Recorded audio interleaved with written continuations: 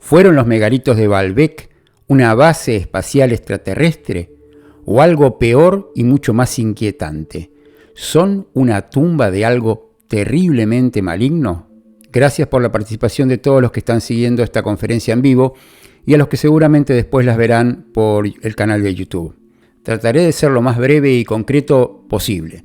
Los científicos dicen que todo tiene una causa racional y humana y que lo que hoy es inexplicable lo es porque no se ha encontrado aún esa causa. En Baalbek esto no es así. Para quien no conozca la historia, Baalbek es una pequeña ciudad ubicada entre las montañas a unos 90 kilómetros de Beirut, en el actual Líbano, en el Medio Oriente. Desde hace más de 4.000 años, asirios, persas, griegos y posteriormente los romanos construyeron templos de adoración en este lugar, que se consideró siempre como extrañamente sagrado. La construcción más importante sin duda la hicieron los romanos, sobre todo en la época de Julio César y posteriormente Nerón, unos años antes y después del nacimiento de Cristo. En un gran santuario se construyeron varios templos, entre ellos uno dedicado al dios Baco, otro a la diosa Venus, y durante centenares de años estos templos fueron destinos de adoración y de peregrinación. Pero sin duda el templo más importante fue el dedicado al dios Júpiter, el dios padre de dioses y de hombres, el dios más importante de la mitología romana, al que se acudía en momentos de peligro y de zozobra. El templo de Júpiter se emplazaba en el extremo oeste de este santuario.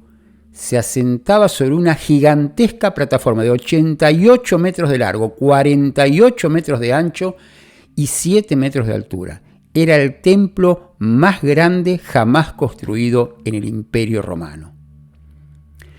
Esta plataforma de piedra donde se asentó el templo de Júpiter era preexistente, no la habían hecho los romanos.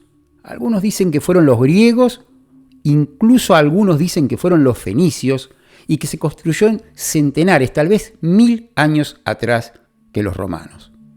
Esta plataforma posee en una de sus esquinas una base apoyada en una estructura que no tiene ninguna explicación humana razonable. Se trata de los trilitos, 3 colosales bloques de granito que pesan entre 800 y 1.200 toneladas cada uno y miden 25 metros de largo, 8 metros de ancho y 5 metros de alto, cada uno. Estas megas estructuras de piedra son totalmente diferentes al resto de la piedra utilizada en la construcción de esta plataforma sobre la que se asentó el templo de Júpiter y otros templos. Se supone que tal vez la plataforma completa fuera construida para camuflarla. ¿Cuándo se construyó esta base de trilitos o trilitón, como también se la llama? Es un misterio absoluto.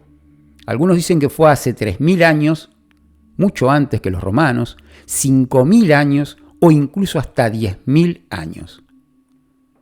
Y claro, surgen preguntas. ¿Cómo se pudo construir esto? ¿Quién lo hizo? Y lo más importante, ¿por qué se construyó esta base de trilitos? Imagínense el tamaño de estos inmensos bloques de granito, perfectamente tallados, trasladados y posicionados a la perfección en un terreno imposible, cuyo ajuste era tan preciso que no se puede colocar entre ellos ni siquiera una aguja. ¿De dónde vinieron? Tal vez sea lo más fácil de explicar en esta historia, que está llena de inexplicables. Cerca de la plataforma hay 2 canteras de granito, una a 3 kilómetros de distancia y otra aproximadamente a 900 metros. Está comprobado que se obtuvo de aquí el granito para construir estas megaestructuras, porque coincide su naturaleza geológica y porque además se dejaron en estas canteras otros megalitos aún más grandes, por un motivo que también se desconoce. ¿Cómo se tallaron? ¿Cómo se los trabajó? En esto no hay una explicación concreta, y aunque los antiguos eran expertos en tallar la piedra, existen en los laterales de estas grandes piedras unas extrañas marcas circulares que nos hacen recordar a las grandes máquinas de corte que existen hoy. Pero hay algo mucho más extraño. cómo se pudieron en la antigüedad mover y posicionar estos bloques de granito lado a lado con una precisión que ni siquiera una aguja puede ser insertada entre ellos, cuando hoy sería inclusive muy difícil de hacerlo, con grúas y con maquinaria ultramoderna. Los arqueólogos y otros científicos dicen que pudieron ser trasladados mediante mecanismos de poleas, troncos de árboles, plataformas de elevación, trabajo de esclavos, de miles de esclavos. ¿Es esto lógico? Los egipcios utilizaron estas técnicas para la construcción de las pirámides, pero las piedras de mayor tamaño colocadas allí fueron de 60 toneladas. Aquí en Baalbek estamos hablando de megalitos de 1000 toneladas, o sea, 20 veces más pesadas y muchísimos más grandes. Para hacernos una idea del peso de estos megalitos gigantes, cada uno pesa lo mismo que 25 aviones Boeing 737, un avión que permite transportar a 200 y pico de personas. O, si lo referimos a personas, pesan lo mismo que 12.500 personas.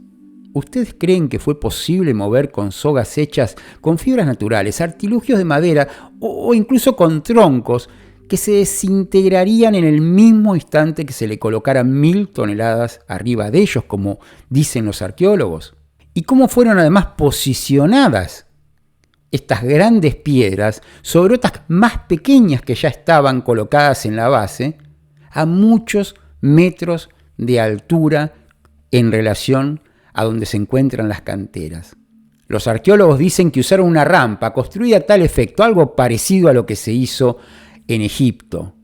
Pero no hay ningún rastro. En Egipto sí quedaron rastros de estas rampas.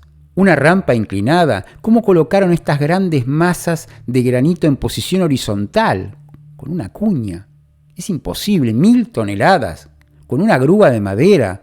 La explicación es absolutamente ilógica. Recién hace pocos años, 10 o 15 años, es que existe una grúa capaz de mover 1000 toneladas. Hace 100 años esto era imposible. Imagínense hace 5000 años. Pero hay muchas más preguntas sin respuestas. ¿Por qué se construyó la base donde están asentados estos 3 grandes bloques con piedras mucho más pequeñas? Es absolutamente ilógico. Lo normal hubiese sido que se colocaran las piedras más grandes abajo, como se hizo siempre, y encima de estas las más pequeñas. Aquí es al revés. Hay piedras más pequeñas abajo que arriba. Y además, ¿por qué hay otros bloques aún más grandes abandonados en canteras cercanas? El famoso bloque de la mujer embarazada, como se lo conoce, tiene 1200 toneladas, o sea, es más grande que los colocados en los trilitos.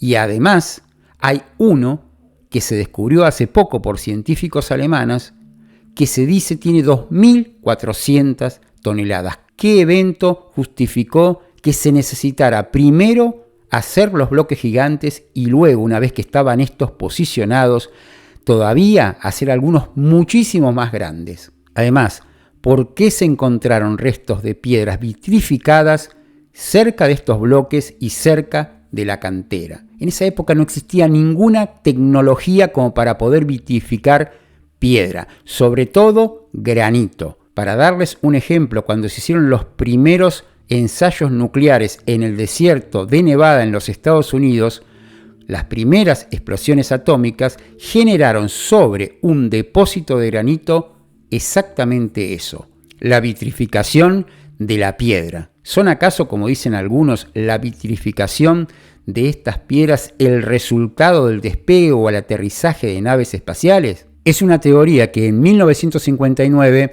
dio a conocer un científico ruso basándose en esta y otras observaciones que había hecho a lo largo del mundo. Es posible, ¿por qué no? Si solamente aceptamos las teorías de los arqueólogos y otros científicos, vamos a decir que es imposible, que debe haber una justificación real, concreta o humana para haber realizado esto. El problema es que todas las pruebas demuestran lo contrario, y los científicos deberían aprender de su propio método de trabajo, que dice que cuando todas las pruebas dicen algo, es porque ese algo realmente es así.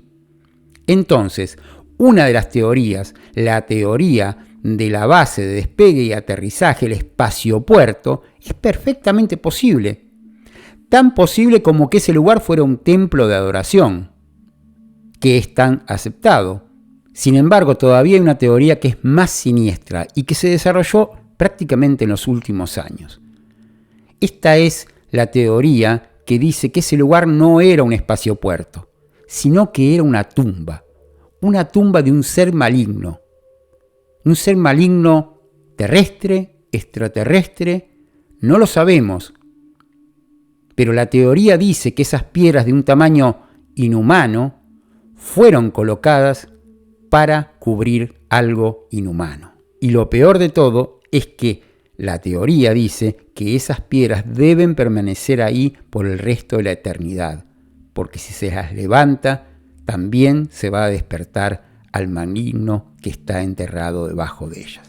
Muchas gracias por su participación y esperamos las preguntas y comentarios.